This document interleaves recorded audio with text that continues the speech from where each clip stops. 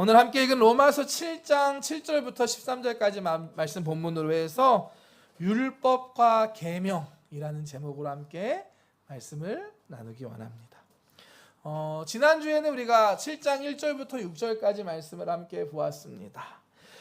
율법으로부터의 자유를 유대인들의 이 혼례법, 이거에 빗대서, 법에 빗대어서 설명하였습니다.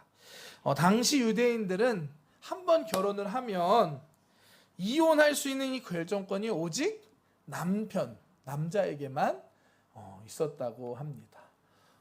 지금은 상상도 할 수 없는 그런 시대였던 것 같습니다. 그래서 한 번 결혼한 아내는 남편의 허락이 없으면 그 남편과 절대 이혼할 수 없었다라고 합니다. 아무리 싫어도, 아무리 고통스러워도 이 남편으로부터 이 관계를 끊을 수가 없는 거예요. 벗어날 수가 없는 게 현실이었습니다. 오직 이 남편이 죽어야만, 그제서야만 그 남편으로부터 자유롭게 되고 새롭게 이혼을 할 수 있는 그러한 시대였다라고 합니다. 이와 같이 예수님께서 이 땅에 오시기 전에는 유대인들에게는 율법이 그야말로 절대적인 것이었습니다. 하나님께서 주신 율법을 지킴으로 자신들은 구원받을 수 있다, 하나님의 백성이 되었다라는 믿음을 가지고 이 율법을 지키기 위해 열심히 살아가던 사람들이 유대인들이었습니다. 근데 그게 쉬운 길이었을까요? 어려운 길이었고 사실은 불가능한 길이었습니다. 결국엔 이 율법에 매여서 살아갈 수밖에 없었던 그들이었습니다. 근데 예수님께서 이 땅에 오셔서 저와 여러분들을 위해 십자가에서 죽으셨습니다. 우리 죄를 사하여 주시고 우리를 구원해 주신 것입니다. 그동안 우리를 묶고 있었던 죄, 율법으로부터 우리를 자유케 해주신 줄 믿습니다. 이제는 율법에 대하여 죽었고 우리는 율법으로부터 자유를 얻게 되었습니다. 이제 더 이상 율법에 매여 있는 것이 아니죠. 율법에 따르면 원래는 하나님 앞에 나아갈 때 동물의 피가 필요했습니다. 죄인된 우리가 하나님 앞에 나아가기 위해서는 동물의 피도 필요하고, 우리는 죄인이기 때문에 거룩한 중재자, 제사장도 필요했었던 시대였습니다. 하지만 이제는 그러한 모든 것으로부터 우리는 자유롭게 된 줄 믿습니다. 7장 6절 말씀 함께 볼까요? 이제는 우리가 얽매였던 것에 대하여 죽었으므로 율법에서 벗어났으니 이러므로 우리가 영의 새로운 것으로 섬길 것이요 율법의 조문에 묵은 것으로 아니할지니라. 아멘. 그동안 우리를 얽매고 있던 율법이 이제 죽었다, 율법에 대해서 우리는 죽었다, 이제는 묵은 율법의 조문이 아니라 영의 새로운 것으로 하나님께 섬기고 하나님께 나아가고 하나님께 예배하는 시대가 왔음을 믿습니다. 영의 새로운 것은 우리 예수님 가르쳐 주신 다른 보혜사, 우리가 알고 있는 그 성령님을 말씀하는 것입니다. 이제 우리는 율법이나 행위나 다른 것이 아니라 영의 새로운 것으로 성령으로 섬기고 성령으로 예배하며 살아가야 하는 줄 믿습니다. 예수님께서도 이렇게 말씀하셨어요. 요한복음 4장 말씀입니다. 하나님은 영이시니 예배하는 자가 영과 진리로 예배할지니라. 아멘. 오늘 예배하는 이 시간 영의 새로운 것으로 성령님으로 예배하는 저와 여러분들 되시기를 축복합니다. 성령으로 예배하는 것이 무엇이냐? 오늘 이 시간 우리 가운데 함께 하신 성령님을 인정하시고 모셔드리고 예배하는 겁니다. 내가 예배하는 것이 아니라 성령님 내 안에 오시옵소서, 나에게 말씀하여 주시옵소서, 내가 드리는 예배를 기뻐 받아 주시옵소서. 이렇게 영으로 성령으로 예배하는, 하나님 앞에 나아가는 저와 여러분들 되시기를 주님의 이름으로 축복합니다. 영의 새로운 것으로 섬기며 살아갑시다. 아멘. 이제 오늘 본문 말씀은 계속해서 율법과 계명에 대해서 우리에게 설명합니다. 우리가 율법에 대해서 자유롭게 되었다면 이제 이 율법과 계명이 우리에게 무슨 의미가 있느냐, 이것에 대해서 가르쳐주는 말씀입니다. 7장 7절 말씀 함께 볼까요? 그런즉 우리가 무슨 말을 하리요? 율법이 죄냐? 그럴 수 없느니라.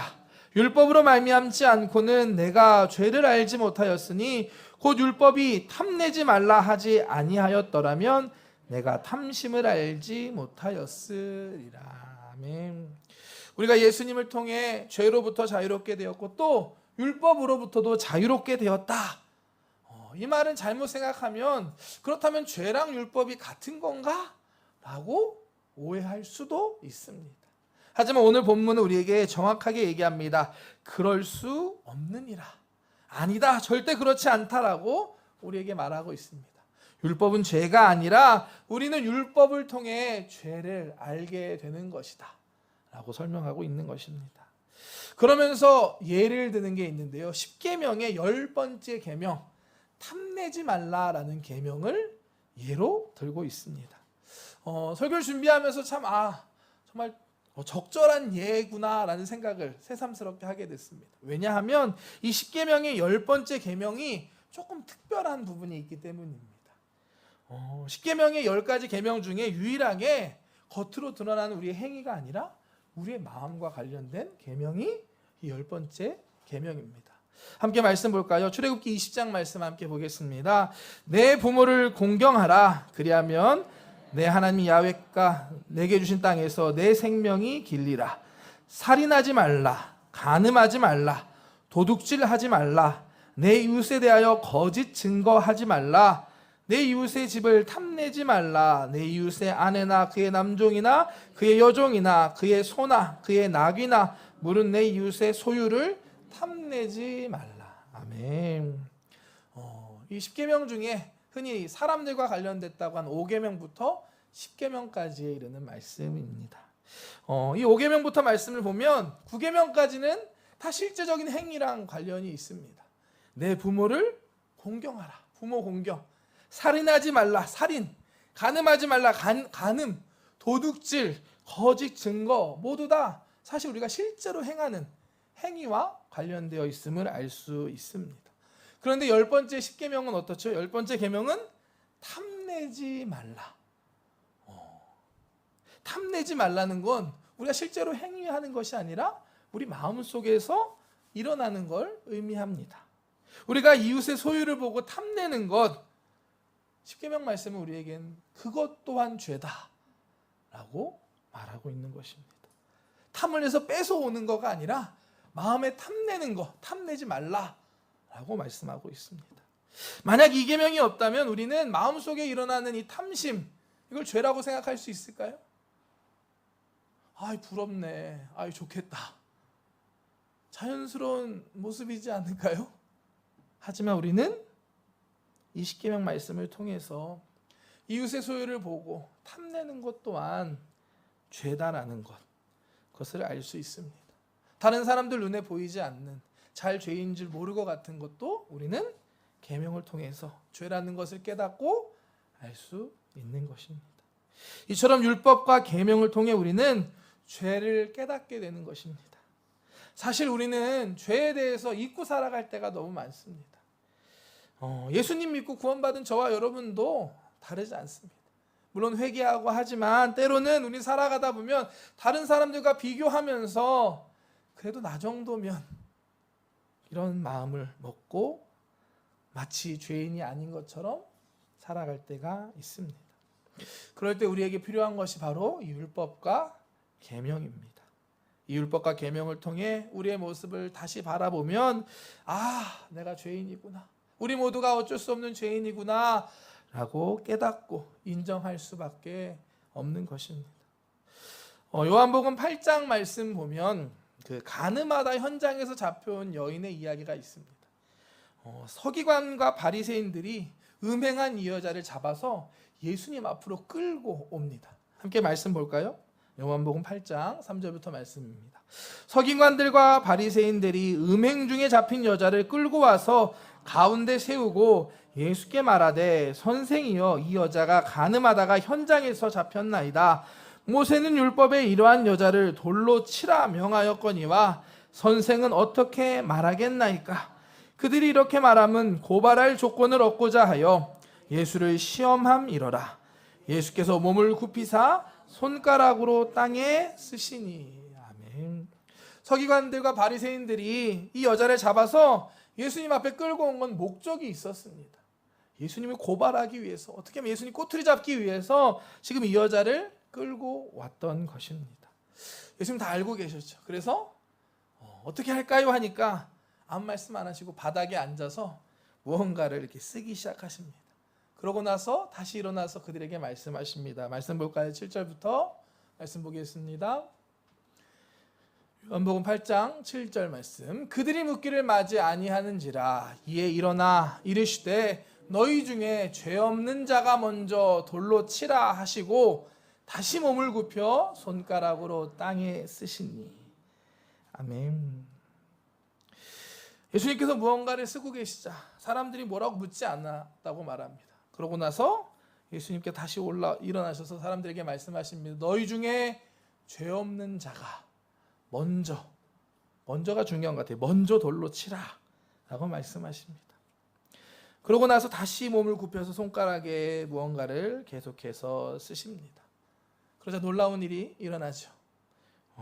당장에라도 이 여자한테 돌을 던지려고 몰려들었던 그 사람들이 하나씩 둘씩 사라지기 시작합니다.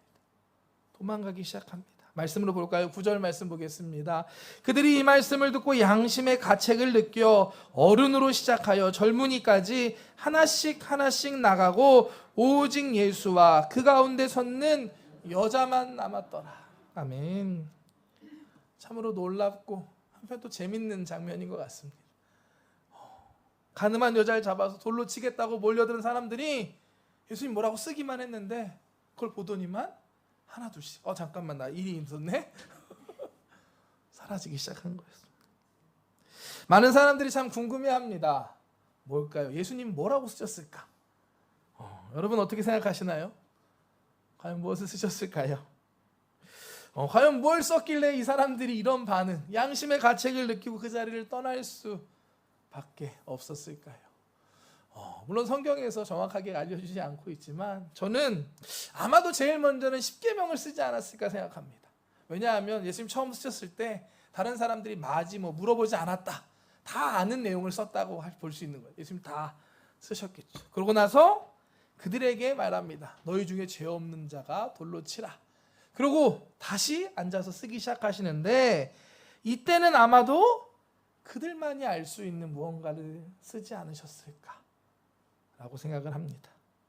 자신의 은밀한 죄, 자신의 죄와 관련된 부분을 예수님께서 계명과 함께 쓰기 시작하셨을 때 그 앞에 모두 다 양심의 가책을 느끼고 도망갈 수밖에 없었던 것입니다. 이처럼 우리는 때로는 나는 죄인이 아닌 것처럼 생각하고 살아갈 때가 있습니다. 다른 사람들의 좀 부족한 모습 보면서 어떻게 저럴 수 있어 하면 정죄하고 돌을 들어서 던지려고 때론 던지며 살아갈 때가 있습니다.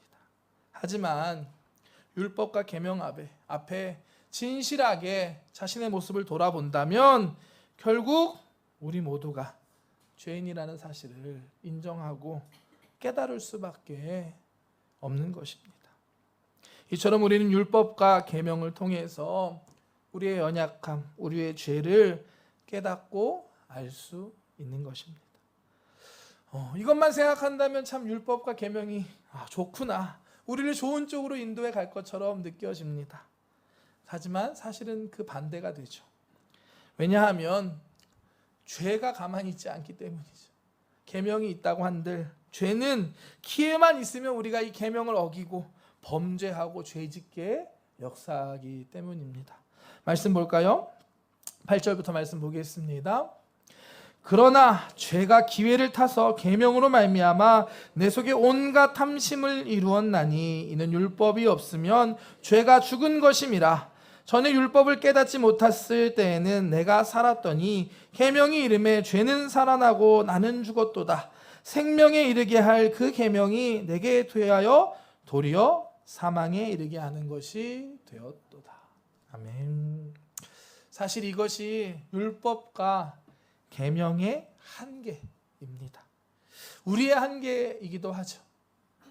율법과 계명을 통해서 이제 죄를 알고 깨달았다면 이제는 죄를 짓지 않고 살아야 되는데 오히려 그 반대로 죄가 기회를 타면 우리를 범죄하게 하고 결국 죄로 인해 우리를 죽게 만든다라고 말씀합니다. 결국 율법과 계명이 우리를 생명으로 이끄는 것이 아니라 죽음으로 이르게 만드는 것입니다. 그렇기 때문에 우리가 율법과 계명으로는 구원을 이룰 수 없습니다. 오직 예수님의 십자가만이 우리가 구원에 이르는 오직 한 길이라는 사실을 믿으시기를 주님의 이름으로 축복합니다. 아멘. 저와 여러분은 율법이 아니라 행위가 아니라 오직 예수님을 믿음으로 구원받았습니다. 갈라디아서 말씀을 통해 보면 이와 같은 사실을 보다 명확하게 우리가 알 수 있습니다. 함께 볼까요? 갈라디아서 3장 말씀입니다. 이로 보건대 율법은 다시 갈라디아서 3장 말씀인데요. 갈라디아서 3장 10절부터 11절 말씀입니다. 제가 봉독하겠습니다. 물은 율법 행위에 속한 자들은 저주 아래에 있나니 기록된 바 누구든지 율법책에 기록된 대로 모든 일을 항상 행하지 아니하는 자는 저주 아래에 있는 자라 하였습니다. 또 하나님 앞에서 아무도 율법으로 말미암아 의롭게 되지 못할 것이 분명하니 이는 의인은 믿음으로 살리라 하였습니다. 아멘. 갈라디아서 말씀은 율법에 대해서 사실 로마서보다 더 강력하게 우리에게 이야기합니다. 그건 이유가 있는데요. 왜냐하면 이 당시의 갈라디아 교회에 율법주의자라는 이단들이 들어와 있었기 때문입니다. 이들은 어떤 사람들이었냐면 예수님만 믿어서는 부족하다. 예수님 믿었으면 이제 우리가 율법도 지켜서 행해야 한다 라고 말했습니다. 예수님의 복음 위에 다른 복음을 더했던 이들이 이 율법주의자들이었습니다. 이것은 어떻게 보면 맞는 것 같아 느낄 수 있지만 하지만 이것은 예수님의 구원, 십자가의 구원을 불완전한 것으로 만드는 이단 사상이었습니다. 그래서 이 갈라디아서의 말씀은 우리에게 이 율법에 대해서 강하게 얘기합니다. 율법 아래, 율법의 행위 아래에 있는 자들은 저주 아래에 있는 것이다. 왜냐하면 율법이라는 것이 기록된 대로 모든 것을 항상 행하지 않으면 저주 아래에 있는 거기 때문에 결국 우리는 하나님 앞에 누구도 온전할 수 없기 때문에 저주 아래에 있는 것, 율법에 있는 것은 저주 아래에 있는 것이다 라고 우리에게 말하고 있는 것입니다. 율법과 계명은 우리에게 죄를 깨닫게 해줍니다. 무엇이 옳은 길이고 무엇이 아닌 길인지를 알게 해줍니다. 하지만 우리에게 죄를 이길 수 있게는 하지 못합니다. 결국 이 율법과 계명을 통해 우리 안에 죄로 살아나게 되는 것이고 우리는 이 죄로 인해 죽을 수밖에 없는 존재가 되는 것입니다. 이것이 바로 율법과 계명의 의미이자 또한 명확한 한계가 됩니다. 그렇다면 우리가 이 율법과 계명을 부정적인 것이다 라고 생각해야 할까요? 그렇진 않겠죠. 오늘 본문 말씀도 결론적으로는 율법과 계명은 거룩하고 또한 의롭고 선하다라고 우리에게 말씀합니다. 함께 볼까요? 12절부터 말씀 보겠습니다. 이로 보건대 율법은 거룩하고 계명도 거룩하고 의로우며 선하도다. 그런즉 선한 것이 내게 사망이 되었느냐? 그럴 수 없느니라. 오직 죄가 죄로 드러나기 위하여 선한 그것으로 말미암아 나를 죽게 만들었으니 이는 계명으로 말미암아 죄로 심히 죄되게 하려 함이라. 아멘. 율법과 계명은 거룩한 것이다. 의로우며 선한 것이다 라고 이야기합니다. 결국 중요한 건 우리가 이 율법과 계명을 어떻게 사용하고 활용하느냐 하는 문제입니다. 지난주에도 말씀드렸던 것처럼 율법 안에는 우리를 향한 하나님의 뜻이 담겨져 있습니다.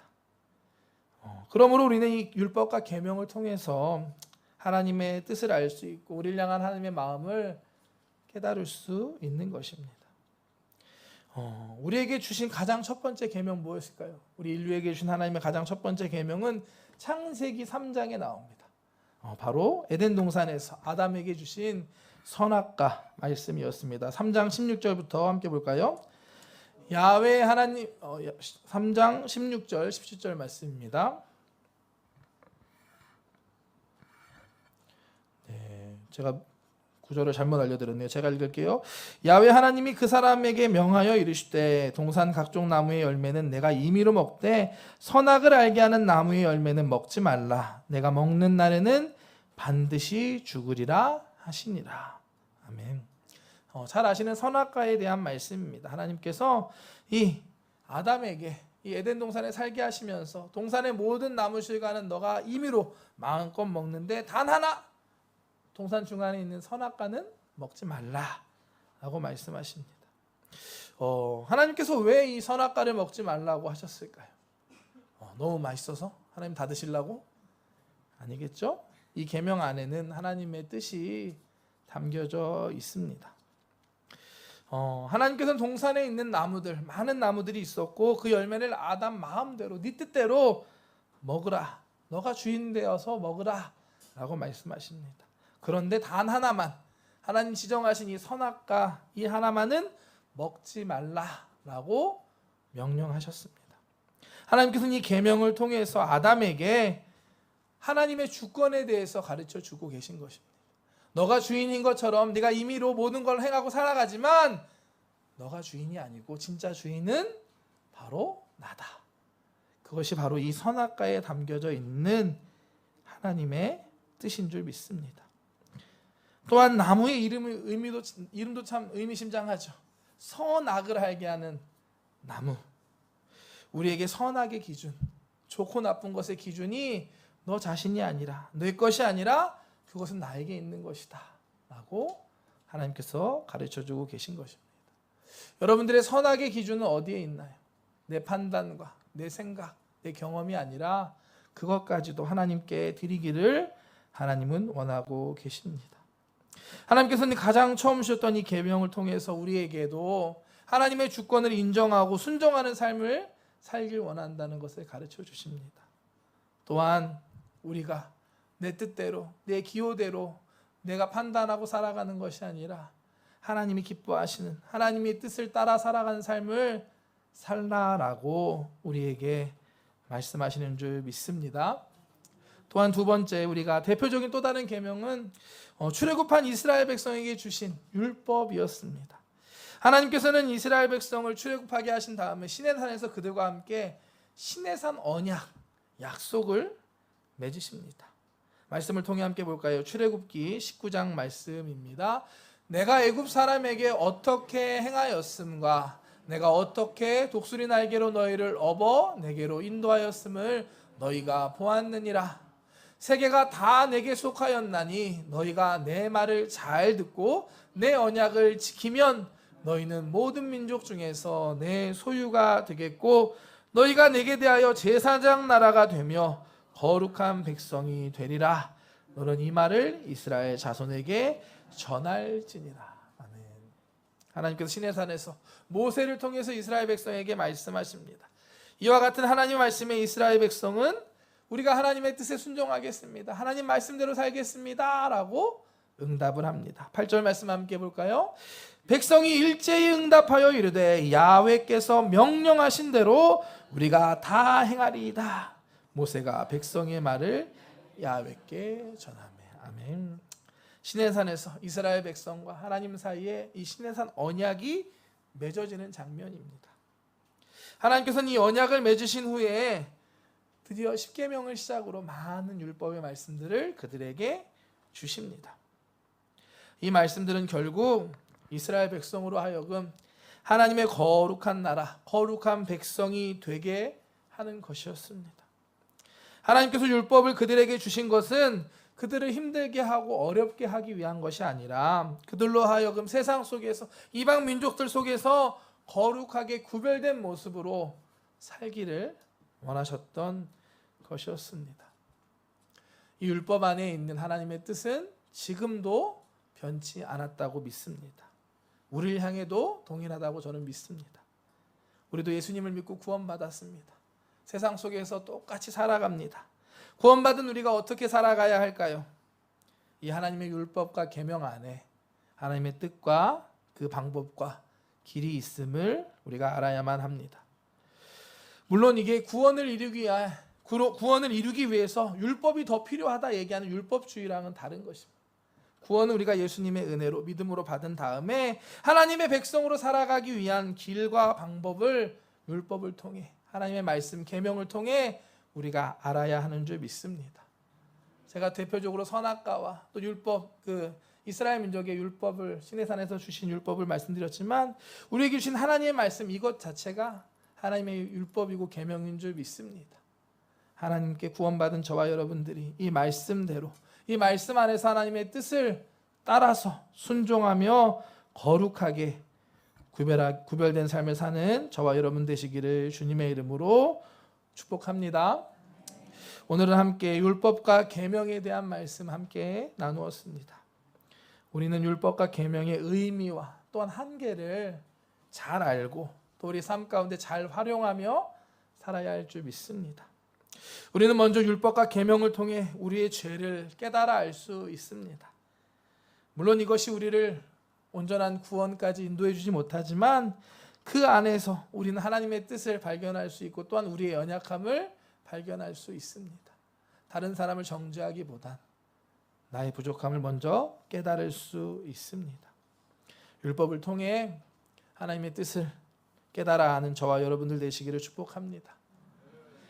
또한 하나님께서는 우리가 율법과 계명을 지킴으로 하나님의 주권을 인정하고 순종하기를 원하십니다.